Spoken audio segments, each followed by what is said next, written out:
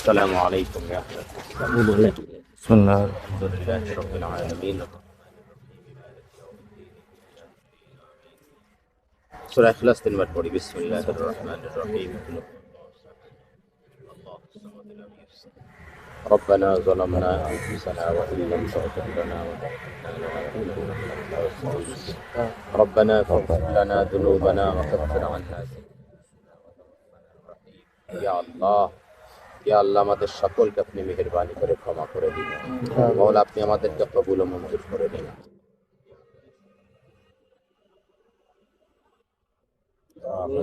বিশেষ করে শরীফ ওসমান হাদির পৌঁছিয়ে দেন।